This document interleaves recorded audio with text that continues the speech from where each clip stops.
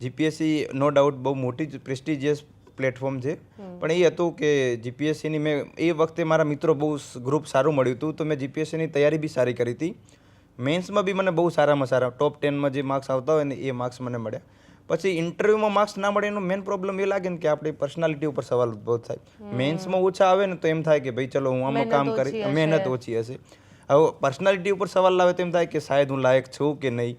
હવે માર્ચમાં શાયદ જીપીએસસીનું કંઈક રિઝલ્ટ આવ્યું હતું, ડેટ મને યાદ નથી, પણ એ છે કે પૂરેપૂરો માર્ચ હું એક રૂમની છે ને અંદર જ રહ્યો, કારણ કે માર્ક્સ જે આવ્યા હતા ને બહુ અટપટા માર્ક્સ હતા કે 430 જેવા માર્ક્સ મેન્સની અંદર આવ્યા અને 20 માર્ક્સ ઇન્ટરવ્યૂમાં આવ્યા. શાયદ જીપીએસસીમાં એવો પહેલો એક્ઝામ્પલ સેટ થયું હતું.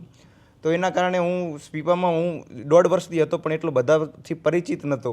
એ એક દિવસે મને સ્પીપામાં પરિચિત કરી દીધો કે આ ભાઈ પહેલાં છે કે જેમને આવું થયું. તો બધા આમ દયા અથવા પેલું કે ને સિમ્પથીના ભાવથી જોતા મને, ને એ બહુ ખોટું લાગે. જ્યારે માણસ ફેલ હોય એટલે એને થોડોક ફેલ થયો એટલે શાંત રહેવા દો, પાણી ઝડપડે ભાઈ પાછું શાંત આવી જાય.